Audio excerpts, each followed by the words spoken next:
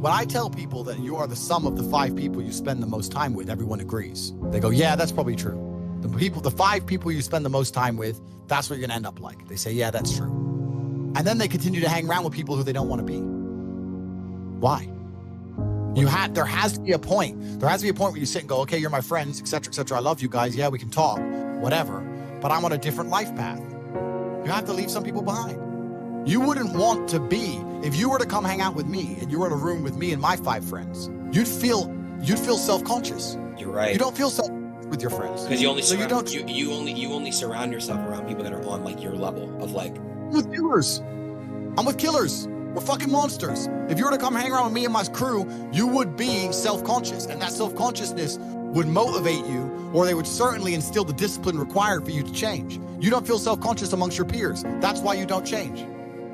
If you were to get in a room and you're the only person who ain't a fucking monster, you'd want to become a monster. That's life. That's humanity.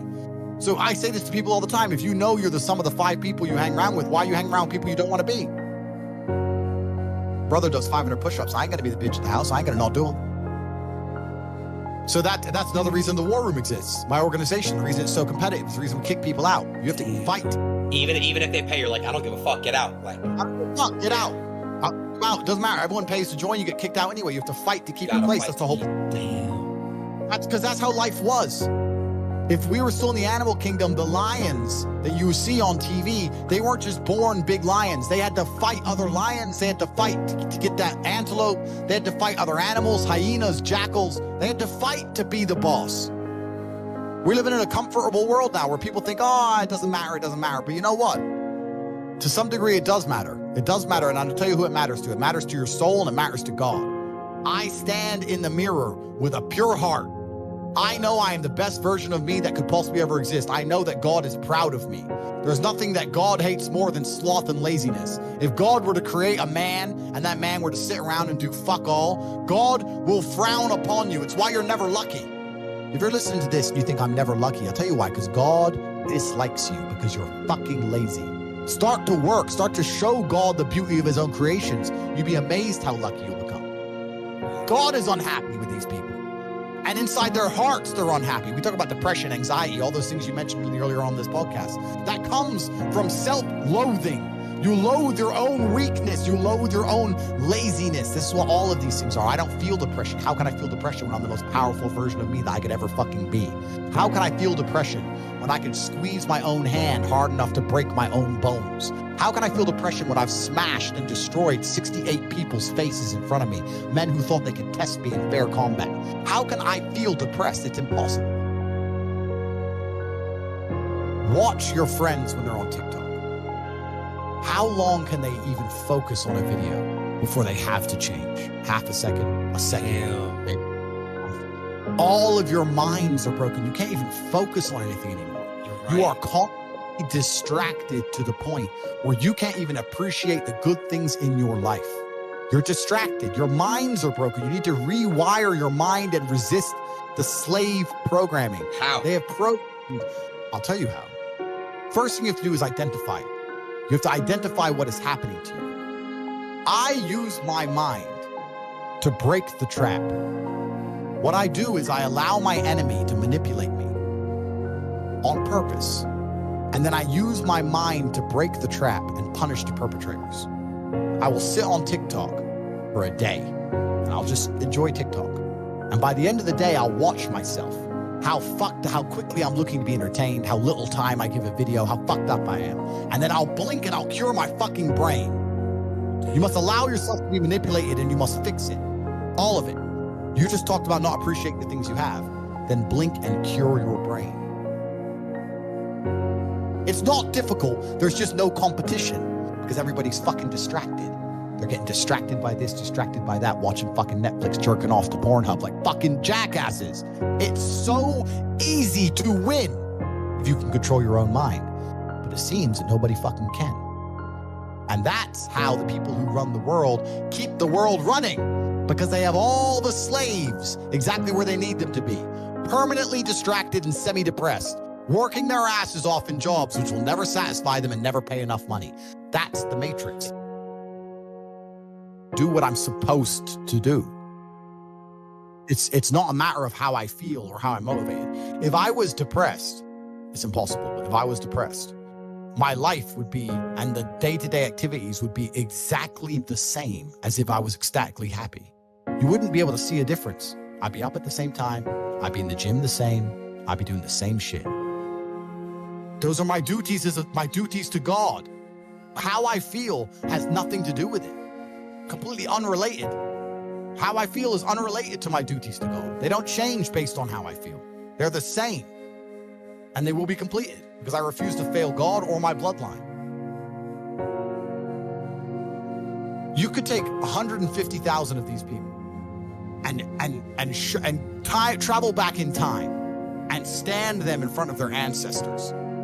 And their ancestors who fought fucking saber-toothed tigers or escaped the Mongol hordes or managed to dodge bombs in the Second World War. All the shit they went through just for this fucking cretin to be born. And to look at him, look at who he is, listen to his life story, listen to what he does on a day-to-day basis, and they would feel nothing but fucking shame. Your ancestors did all that shit, all that struggling to survive, hunting and gathering, fucking avoiding enemies, anything it took, dying at age 30 from a tooth infection, all the crap they went through just for you to be born so you could smoke weed and jack off. That's what your ancestors died for. That's what they worked so hard for. If you were born 100 years ago and it was the 1920s, you'd be in some ditch in northern France, living in the fucking mud, hoping not to get killed by a random sniper in some bullshit war you barely understand for 4 years. Then you'd come home and hope your wife hasn't been bombed. Yo! You understand? But that's the world. That's the world. The world has become exceptionally easy for a lot of men. It used to be a different place. Most men were cannon fodder. Most of us would have ended up in wars, dying for fucking no reason. Damn. Now we don't have to do that. So because we don't have to do that, men think it's okay to just become comfortable now. You're not supposed to be comfortable. You were never evolved to be comfortable. You're supposed to be uncomfortable. Right. And if you make yourself uncomfortable constructively, it's very easy to be anything you want. I find it amazing that people will sit there and spend all their time upgrading that character, making as much money as they can, getting the best guns, getting strong, getting some hoes, meeting important people, getting the best car. They'll do all that in a game, but they won't do it in real life. I find that incredible. My life is GTA. I don't need to play a game for GTA. If I want a gun, I'll fucking buy it. If I want a car, I'll fucking buy it. I want a bitch, I'll get her. It's me. I am GTA. I don't see why people play the games.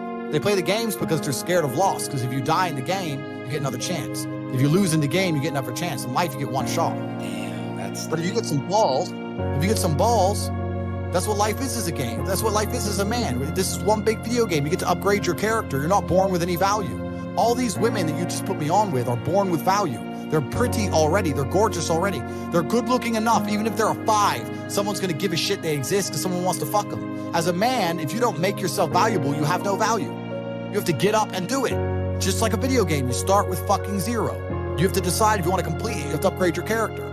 So I find it amazing that men are going to play video games and fuck about and waste their time instead of upgrading their character. Everyone knows what to do. You know what you have to do. You're right. If you had to become the most dangerous, intelligent, respectable man on the planet, you know you're supposed to go to the gym.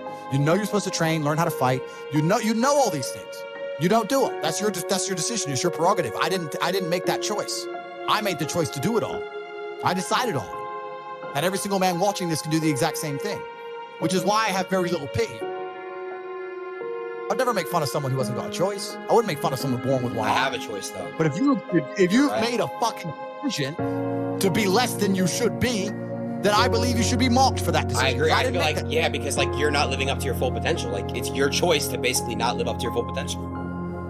Completely. And me as a man, when I put myself through hell, when I have had such exacting, such stringent standards for myself, why would I then have less exacting, stringent standards on the people I meet? Why would I put myself through hell, be me, and then meet someone who didn't put themselves through hell and then treat them like my equal? No, fuck you. I suffered when you didn't. So you're not my equal because you decided not to suffer. You have enjoyed comfort when I haven't, and that's fine, but don't expect me to look at you as my equal because you're not. I'll snap your fucking neck.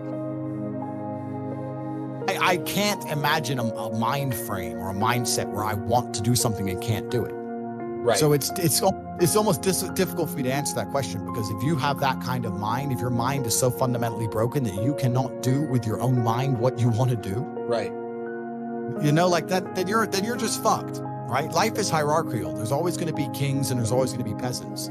If you have a mind that you can't control, then you're never going to be a king. You're going to be a peasant. That's your life. You have a peasant's life ahead of you, and that's your destiny. Enjoy, right? There's always been peasants. That's life. But I believe that the most important thing you can do as a man is to gain control of your mind. Once you have control of your mind, life is so ridiculously easy. It's so ridiculously easy. It's so easy to be in. People say to me, Tate, you're in good shape, but all you do is drink vodka and travel the world. You're never even home. You never even have a gym. How do you do it? It's ridiculously easy if you control your mind. If I decide to do 1,000 push-ups, I'll do them. Maybe I have to do them one at a time. Maybe I'll get tired. Maybe I need a break. I'm going to do 1,000 because I said I'm going to do 1,000. It's not fucking hard. Everyone knows what they're supposed to do. Once you control your mind, it's easy, right? Getting over a breakup with that bitch. You miss that girl, you're upset, you miss her with all your heart, da-da-da.